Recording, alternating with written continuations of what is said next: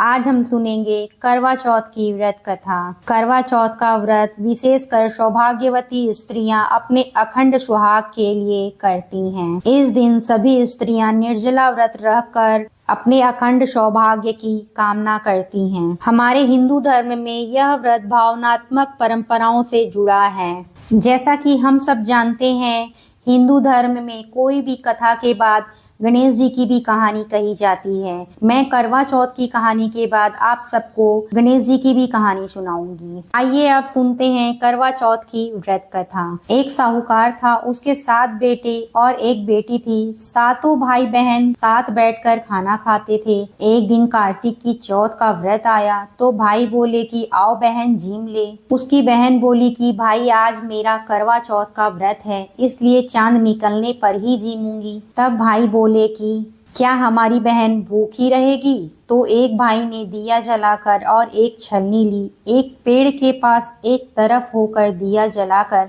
छलनी ढक दी और कहा कि बहन तेरा चांद निकल गया। तो वह भाभियों से बोली कि आओ भाभी अर्घ दे दें। तब भाभियां बोली कि बहन जी तुम्हारा चांद निकल आया है, हमारा चांद तो रात को निकलेगा। तो उसने अकेले ही अर्घ दे दिया और भाइयों के साथ जिमने बैठ गई। पहली गासी में बाल आया, दूसरी गासी में पत्थर निकला और तीसरी गासी में ससुराल से बुलावा आ गया कि जमाई राजा बहुत बीमार है, जल्दी से भेजो। माँ ने लड़की के पहनने के कपड़े निकाले तो 3 बार बक्सा खोला, तीनों बार सफेद कपड़े निकले। तब माँ ने वही कपड़े पहनाकर ससुराल भेज दिया। लड़की के साड़ी के पल्ले में एक सोने का सिक्का बांधकर माँ ने कहा कि रास्ते में जो भी मिले सबके पैर पड़ती जाना, जो तुझे सुहाग की आशीष देवे उसे ही यह सिक्का देकर अपने पल्ले में गांठ लगा लेना। रास्ते में किसी ने भी पैर पड़ने पर सुहाग की आशीष नहीं दी और सबने यही आशीष दी, ठंडी हो, सब्र करने वाली हो, 7 भाइयों की बहन हो, अपने भाइयों का सुख देखने वाली हो। अब ससुराल पहुंची तो दरवाजे पर छोटी ननद खड़ी मिली। बहन उसके पैर पड़ी तो ननद बोली सीली हो, सपूती हो, 7 बेटे की माँ हो, मेरे भाई का सुख देखने वाली हो। यह आशीष सुनकर उसने सोने का सिक्का ननद को दिया और अपने पल्ले में गांठ मार ली। अंदर गई तो सासू जी ने कहा कि ऊपर कोठरी है, वहां जाकर बैठ जा। जब वह ऊपर गई तो उसने अंदर जाकर देखा कि उनका पति मर चुका है। अब वह उसे लेकर उसी कोठरी में पड़ी रही और उनकी सेवा करती रही। उसकी सास दासियों के हाथ बची कुची रोटी भेज देती। इस प्रकार माँ की चौथ आई और बोली कि करवा ले लो, करवा ले लो, भाई की प्यारी करवा ले लो, दिन में चांद उगानी करवा ले लो, ज्यादा भूख वाली करवा ले लो। अब वह चौथ माता को देखकर बोली कि तूने मेरे को उजाड़ा है तो तू ही सुधारेगी, मेरे को सुहाग देना होगा। तब चौथ माता ने कहा कि पौष माता आएगी, वह मेरे से बड़ी है, वही तेरे सुहाग को देगी। इस प्रकार पौष माता भी आकर चली गई। माघ की, फागुन की, चैत, वैशाख, जेठ, आषाढ़, सावन, भादो, सारी चौथ माता इस तरह जवाब देती चली गई। अगली चौथ माता आएगी उससे कहियो। बाद में अश्विन माता की चौथ आई और कहा कि तेरे पर कार्तिक माता की चौथ नाराज है, वही तेरा सुहाग देगी, तब उसके पैर पकड़कर बैठ जाइयो। यह कहकर वह तो चली गई। बाद में कार्तिक की चौथ आई और गुस्से में बोली कि भाइयों की प्यारी करवा ले, दिन में चांद उगानी करवा ले, ज्यादा भूखानी करवा ले। तब साहूकार की बेटी पैर पकड़कर बैठ गई और रोने लगी, हाथ जोड़कर बोली हे चौथ माता, मेरा सुहाग तेरे हाथ में है, तेरे को देना पड़ेगा। चौथ माता बोली कि छोड़ पापनी हत्यारनी, मेरा पैर क्यों पकड़कर बैठी है? तब वह बोली कि मेरे से बिगड़ी थी, तुम ही सुधारो, मेरे को सुहाग देना पड़ेगा। तो चौथ माता खुश हो गई और आंख में से काजल निकाला, नाखून में से मेहंदी, मांग में से सिंदूर और चित्ती उंगली का छांटा दे दिया। उसका पति उठकर बैठ गया और बोला कि बहुत सोया।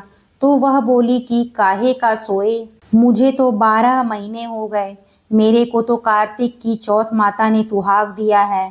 तो वह बोला कि चौथ माता का उज्जमन करो। तो उन्होंने चौथ माता की कहानी सुनी, खूब सारा चूरमा बनाया।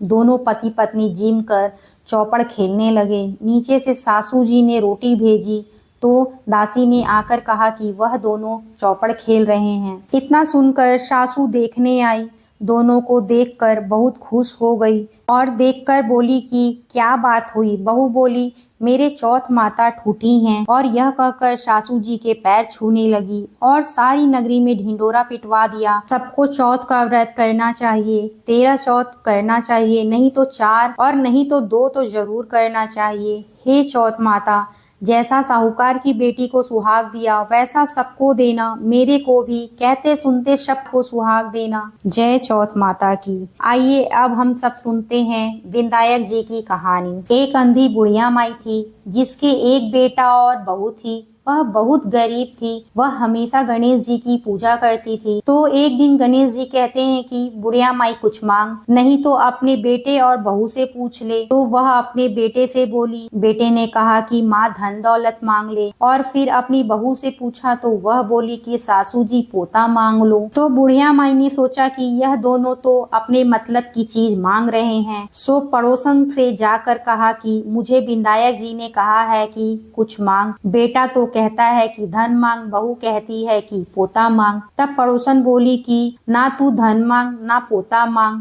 तू थोड़े दिन जिएगी तो तू आंख मांग ले। तो उसने पड़ोसन की बात भी नहीं मानी। घर पर जाकर सोचा कि बेटा बहू खुश हो, वह भी मांग लूं और अपने मतलब की चीज भी मांग लूं। दूसरे दिन गणेश जी आए और बोले कि बुढ़िया माई कुछ मांग। तब वह बोली कि आंख दे जिससे सोने के कटोरे में पोता दूध पीता देखें, सुहाग दे, निरोग काया दे, 9 करोड़ की माया दे, बेटा पोता पड़ पोते दुनिया में भाई भतीजे सारे परिवार को सुख दे, मोक्ष दे।